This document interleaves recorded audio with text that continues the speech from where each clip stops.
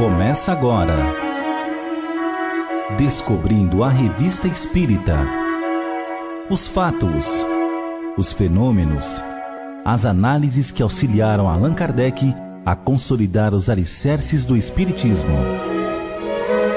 Descobrindo a Revista Espírita. Pesquisa e apresentação, Luiz Armando de Freitas Ferreira. A seção Questões e Problemas referente ao número de agosto de 1864 da Revista Espírita ocupava-se de uma dúvida muito pertinente levantada por um leitor da cidade de Bordeaux. Partindo das cartas de Cristóvão Colombo sobre o estado do México no momento da descoberta, onde o navegador faz referências não só à prodigalidade da natureza, mas também à forma de vida dos habitantes lá encontrados, os quais pareciam viver numa idade de ouro, felizes e tranquilos, em meio de jardins abertos, sem limites, nem cercados, nem divididos, agindo com lealdade um para com o outro, sem leis, livros, juízes. Vendo como homem mau aquele que se alegra em prejudicar o outro, tendo como princípio religioso apenas o sentimento de inferioridade, o reconhecimento e o amor ao ser invisível que lhes havia prodigalizado a vida e a felicidade. O remetente da carta pergunta: onde o progresso e que benefício moral foi colhido de tanto sangue derramado? Não teria sido melhor que a velha Europa tivesse ignorado o novo mundo tão feliz antes dessa descoberta? Questão que, por sinal, já havia sido proposta ao seu guia espiritual, obtendo dele a seguinte resposta: não te responderíamos com prazer se teu espírito estivesse em estado de tratar, neste momento, de assunto tão sério que requer algum desenvolvimento espírito-filosófico. Dirige-te a Kardec. Esta ordem de ideia já foi debatida, mas a ela voltar-se-á de maneira mais lúcida do que poderias fazê-lo, porque sempre tens o espírito tenso e o ouvido à espreita. É uma consequência da tua posição atual e tens que te submeter. Allan Kardec, após a leitura, comenta que disso ressalta uma primeira instrução. É que não basta ser médium, mesmo formado e desenvolvido, para à vontade obter comunicações sobre o primeiro assunto surgido. Aquele fez suas provas, mas no momento seu espírito forte e penosamente preocupado com outras coisas, não podia ter a calma necessária. É assim que 1000 circunstâncias podem opor-se ao exercício da faculdade mediúnica. Nem por isso a faculdade deixa de subsistir, mas nada é sem o concurso dos espíritos que lhe dão ou recusam conforme julgam conveniente, e isto muitas vezes no interesse do médium. Proposta a questão principal em reunião da Sociedade Espírita de Paris de 8 de julho de 1864, através do médium Sr. Dumbell, a espiritualidade assim se manifestou. Sob as aparências de uma certa bondade natural e com costumes mais doces que virtuosos, os incas viveram despreocupadamente sem progredir nem se elevar. A essas raças primitivas faltava luta, e se batalhas sangrentas não as dizimavam, se uma ambição individual ali não exercia uma pressão soberana para lançar aquelas populações a conquistas, elas não eram menos atingidas pelos perigosos vírus que conduzia sua raça à extinção. Era preciso retemperar as fontes vitais desses incas abastardados, dos quais os astecas representavam a decadência fatal que deveria ferir todos aqueles povos. Se a essas causas inteiramente fisiológicas juntarmos as causas morais, notaremos que o nível das ciências e das artes ali tinham igualmente ficado em prolongada infância. Havia, pois, utilidade de pôr esses países pacíficos no nível das raças ocidentais. Hoje se julga a raça desaparecida porque se fundiu com a dos conquistadores espanhóis.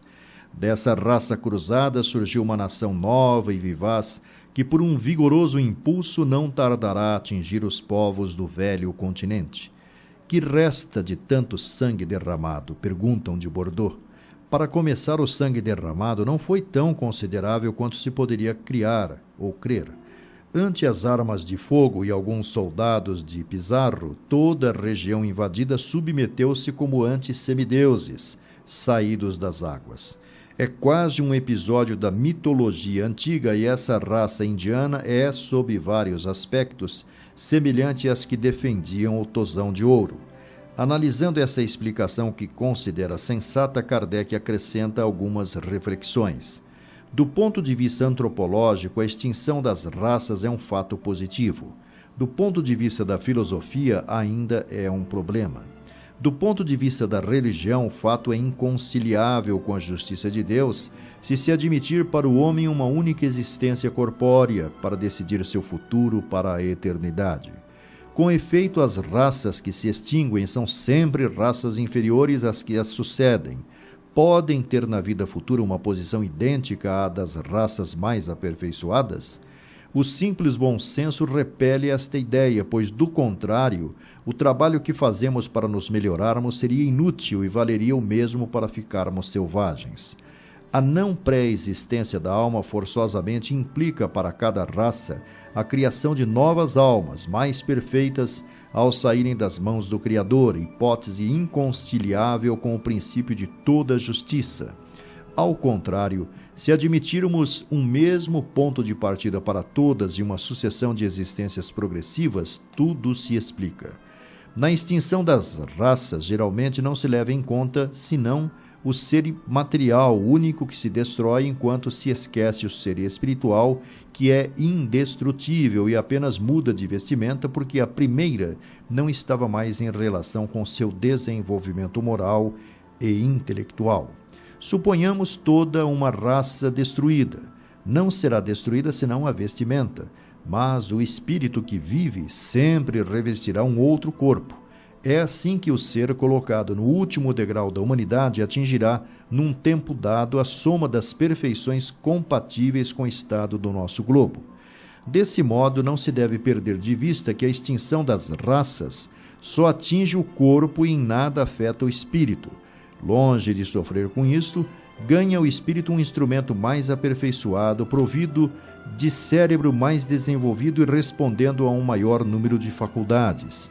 O espírito de um selvagem encarnado no corpo de um sábio europeu não seria mais sábio e não saberia o que fazer do seu instrumento, cujas cordas atrofiar-se-iam. O espírito de um sábio encarnado no corpo de um selvagem, aí seria como um grande pianista ante um piano ao qual faltassem muitas cordas. Sem dúvida, é penoso pensar que o progresso, por vezes, precisa de destruição. Mas é preciso destruir as velhas cabanas, substituindo-as por casas novas, mais belas e cômodas.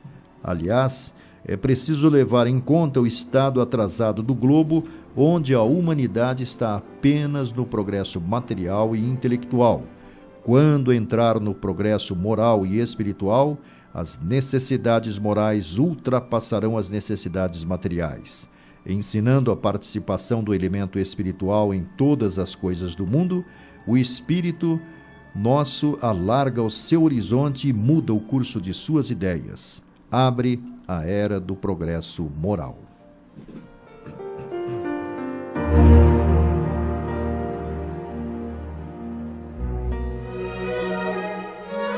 Você ouviu